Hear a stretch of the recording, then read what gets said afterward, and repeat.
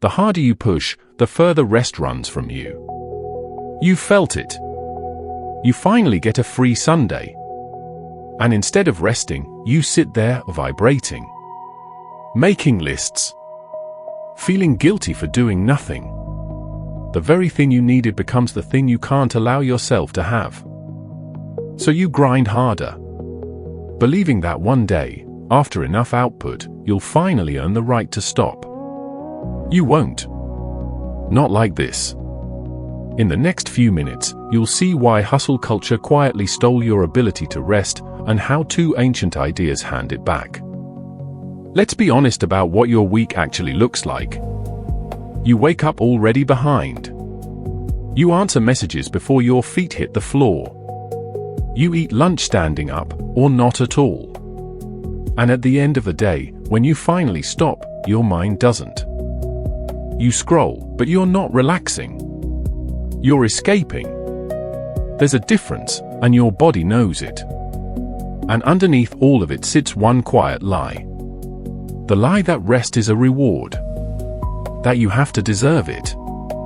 That peace is something waiting on the far side of one more sprint. So you sprint. And the finish line moves. It always moves. You hit the goal you swore would be enough, and the relief lasts about an afternoon. Then the bar resets, higher, and you're tired again, and somehow further behind than before. This is not a personal failing. You were trained into it. Trained to measure your worth in output. Trained to feel that stillness is laziness, and laziness is a kind of sin. Here's the part nobody tells you. Burnout is not caused by working too much. It's caused by working without rest, and by a mind that never, for one moment, lets you arrive. The Stoics watched this exact disease 2,000 years ago. They had a name for the people who lived this way. Here's the truth this whole video turns on. Rest is not the opposite of a good life. Rest is part of it. And the reason you can't rest is not that you haven't done enough. It's that you're fighting reality itself, every hour, on every front. You're at war with the traffic. With the slow email. With the day that didn't go to plan. With the simple fact that you are one human being, with one body, and only so many hours. And that war is exhausting in a way no amount of sleep can fix. If you keep living like this, the cost is brutal. Not just tired weekends. A whole life spent reaching for a peace that was always available, and never noticed. You get to the end, and you realize you were never actually here for any of it. But if you learn what's coming, something shifts. You stop earning rest, and start allowing it. You stop bracing against your own life, and start meeting it. It comes down to a few shifts. The first is how the Stoics saw your time. The second is a strange idea about loving your fate. And the last one, the one almost no one makes, is the difference between effort and force. The first shift is about time. And nobody understood wasted time like Seneca. He was one of the richest, most powerful men in Rome. Advisor to an emperor. And he wrote a short, blistering essay to a friend named Paulinus on what he called the shortness of life.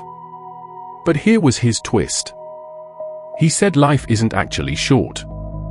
He said it's plenty long, if you use it. The problem isn't the length of your days. It's that you pour them out on things that don't matter, and then panic that there's no time left. Read his lines slowly. It is not that we have a short time to live, but that we waste much of it. And then he said something that should stop you cold. He looked around at all the frantic, important, busy men of Rome, the ones who never stopped, who were proud of never stopping, and he called them the most wretched people alive. Because they were spending their one life on everyone else's priorities. Always preparing to live. Never actually living. That's you on the Sunday you can't enjoy. Busy even while resting. Preparing for a life that keeps not starting. Here's the analogy I want you to hold. Picture trying to keep water in your hand by squeezing it. The tighter you clench your fist, the faster the water escapes through your fingers. You end up with an aching hand and an empty palm. That's hustle culture and rest. The harder you grip at being productive every second, the more your actual life leaks away and felt. Now picture the open hand. Relaxed. Still. The water just sits there, held without strain. So the first payoff is this. Rest is not the water draining away. Rest is opening your hand. You don't lose time by being still. You finally get to hold it. Let me take you back to that letter, because there's a scene in it most people skip. Seneca describes a type of man everyone in Rome knew. The man who is, in his words, busy with his leisure. Picture him.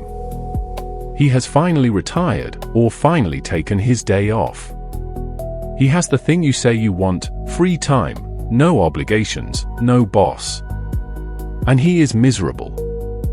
He rearranges his garden, then rearranges it again. He fusses over the placement of his statues, the timing of his meals, the precise temperature of his bath. He keeps himself frantic about trivial things, because the silence terrifies him. He has no idea how to simply be. Seneca watched these men and saw the truth no one would say out loud. They weren't free. They had just swapped a master for a habit. The hustle had become who they were. Take away the work, and there was no one left inside. Just a nervous engine, revving with nowhere to go. And here's what nobody tells you about Seneca writing all this. He wasn't preaching from a mountaintop. He was confessing. This man had served at the very center of power. He'd been exiled, recalled, dragged into politics that nearly killed him more than once. He knew the pull of ambition from the inside, because he had lived it, badly, for decades. So when he tells you to reclaim your time, it isn't a productivity tip from someone who has it all figured out. It's a warning from someone who watched his own years vanish into other people's urgent nonsense, and was trying, late, to teach a friend not to make the same mistake. That's why it lands. The cure for hustle didn't come from a man who never hustled. It came from a man who nearly drowned in it. And notice what Seneca was not saying. He wasn't telling Paulinus to quit, to do nothing, to drift through life. He worked. He wrote. He stayed engaged with the world right up to the end. The point was never to stop moving. The point was to stop being owned by the moving. To do your work, and then to put it down, fully, without guilt, and be present for the only life you actually get. The busy man can't put it down. The wise man can. That's the whole difference. And it ties straight back to the open hand. Now the second shift. And without it, the first one won't hold. Because it's one thing to protect your time. It's another to stop fighting the parts of your day you can't control. And that fight is where most of your exhaustion actually lives. The Stoics had a phrase for the cure. Amor Fati. The love of your fate. Not just accepting what happens, welcoming it. Marcus Aurelius told himself to love only what falls to him, what is spun for him by fate, as if he had chosen it. And here, strangely, the ancient East was saying something almost identical. The Taoists called it wu wei, effortless action. Acting with the grain of things instead of against them. So let me give you the picture. Watch a river meet a boulder. The river doesn't stop. It doesn't strain against the rock, demanding the rock move. It doesn't burn itself out in a rage. It simply flows around it and keeps going to the sea. Now picture how you meet a boulder. The delay. The setback. The thing that wasn't supposed to happen. You stop. You push. You demand reality be different than it is. And you exhaust yourself slamming against a rock that will not move. The river spends no energy resisting what is. You spend almost all of yours. This is the second shift, and it's deeper than time management. It's the end of the war with your own day. When you stop fighting what already happened, a strange thing returns: energy. The strength you were wasting on resistance is suddenly free. That freed strength is what rest actually feels like. So let's bring this into your real week. Not Rome. Tuesday. You wake up. The day is already a wall of demands. The guilt engine is already running, you haven't done anything yet, and you already feel behind. Here's the practice. The Stoics did it on purpose, and you can too. I'll give it a name so it sticks. Call it the 3 breaths. Breath 1. In the morning, before the day grabs you, you decide the few things that actually matter today. Not the 40. The few. Seneca's whole point: your time is finite, so spend it deliberately. You're not trying to do everything. You're choosing what's worth your one life. Breath 2. When something goes wrong during the day, and it will, you meet it with Amor Fati. You say, silently, this is part of today now. The traffic. The cancelled plan. The mistake. You stop demanding the day be different.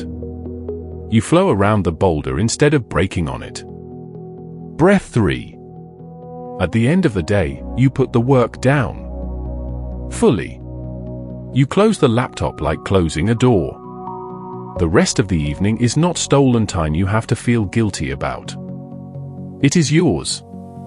It was always yours. And here's the hardest part, so hear it clearly.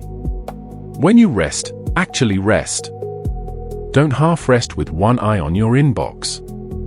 That's the worst of both worlds: no work done, and no peace either. Presence is the practice. Be where your feet are. Now the honest question. Tonight, when you finally sit down, are you going to be there for it, or somewhere else, in your head, already at tomorrow? And here's the nuance most people miss, because they get the Stoics wrong. None of this means stop trying. Amor Fati is not surrender. Wu Wei is not laziness. The river still moves with tremendous force, it just doesn't waste that force on the rock. You still work hard. You still chase the goal. You just stop strangling yourself over the parts you don't control, and you stop treating rest as a crime. Effort, yes. Force, no. There's a world of difference, and it's the difference between a long, full life and a short, frantic one. The Stoic isn't the one who does nothing. The Stoic is the one who does the right things, fully, and then rests without apology. Which brings us to the last shift. The one almost no one makes. It's the difference between effort and force. Force is rowing against the current until your arms give out. Effort is raising the sail and letting the wind do what the wind does. Hustle culture taught you to row. Always row. Row harder when you're tired. Row through the burnout, through the empty Sundays, through the life you keep not living. The Stoics, and the Taoists beside them, taught something quieter. Do your part with everything you have, then trust the current. Plant the seed, then stop yanking it up by the roots to check if it's growing. Epictetus said it in one line. Don't demand that things happen as you wish.